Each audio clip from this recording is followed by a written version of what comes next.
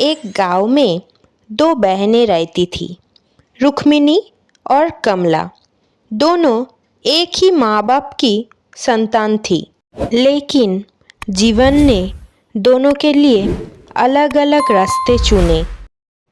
समय के साथ दोनों की शादियाँ हो गई। रुक्मिणी की शादी शहर के धनवान व्यापारी राजेश से हुई। सबने कहा कि रुक्मिणी की किस्मत चमक गई। बंगला, गाड़ी, नौकर, सब कुछ था उसके पास। लेकिन सारी सुविधाएं होने के बाद भी रुक्मिणी की मन अकेला रहता। राजेश पैसे कमाने में इतना व्यस्त था कि ना उसने कभी रुक्मिणी का हाल पूछा, ना उसके साथ वक्त बिताया। एक दिन रुक्मिणी ने अपनी डायरी में लिखा, एक सोने का महल भी अंधेरा लगता है जब कोई साथ ना हो। वहीं कमला की शादी एक गरीब किशन मोहन से हुई थी।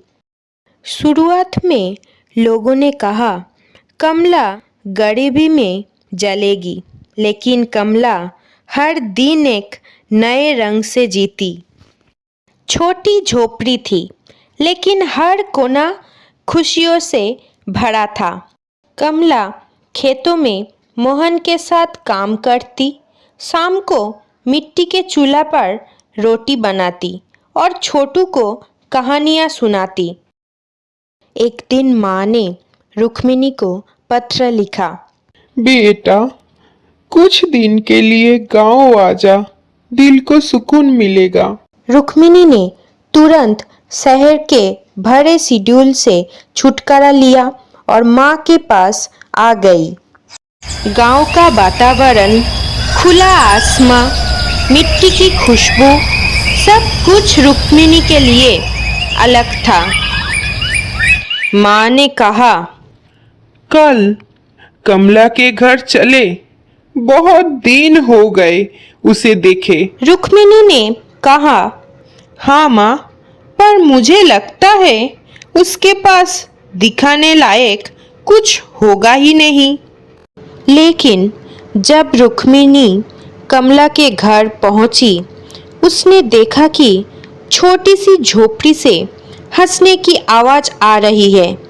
कमला मिट्टी के चूल्हे पर रोटी बना रही थी और मोहन उसके पास बैठकर गीत गा रहा था और छोटू खुशी से अपना खाना खा रहा था।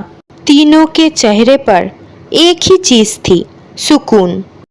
कमला ने रुक्मिणी को देखकर बहुत खुश हुई और उसे गले लगा लिया और बोला, दीदी, तुम्हारी बहुत याद आती है। रुक्मिणी थोड़ा असहज हो गई। उसने पूछा, तुम लोग के पास ना पैसा है ना सुविधाएं, फिर भी तुम लोग इतने खुश कैसे हो? कमला ने रुक्मिणी को जवाब दिया, दीदी, हमारे पास एक दूसरे का साथ है। मोहन मुझे रोज मुस्कुराता देखता है। छोटू रात को मेरे सीने पर सो जाता है। बस इसी में ही हमारी दुनिया है। उस रात रुक्मिणी माँ के पास आई। रुक्मिणी की आंखों में आंसू था। माँ ने सर पर हाथ रखते हुए कहा, बेटा, महंगे सोफे और टीवी से घर नहीं बनता।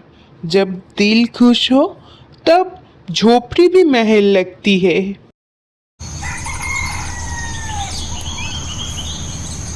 अगले दिन माँ ने रुक्मिणी को बाबा गिरिधरी के पास भेजा, गांव के सबसे ज्ञानी वृद्ध। रुक्मिणी ने सब कुछ बाबा को कहा। बाबा ने बस एक बात कही, बेटी, सुख वही है जहाँ मन की शांति हो। पैसा दिल के जख्म नहीं भर सकता, पर अपनापन भर देता है। जब रुक्मिणी शहर लौट गई, उसने एक दिन राजेश के ऑफिस में जाकर कहा, राजेश, अरे रुक्मिणी, तुम ऑफिस में? क्या बात है? राजेश, राजेश, मैं तुमसे कुछ नहीं चाहती, सिर्फ थोड़ा वक्त दो मुझे। एक रात छत पर बैठकर तारे देखना चाहती हूँ तुम्हारे साथ, बिना किसी फोन कॉल के बीच में। राजेश ने पहली बार रुक्मिणी की चेहरे पर दर्द देखा। राजेश ने सब काम बंद कर दी और कहा, ठीक है रुक्मिणी, चलो आज से शुरुआत करते हैं। उस रात दोनों ने छत पर बैठकर चाय पी, बिना किसी शिकायत के, बस एक मुस्कान के साथ।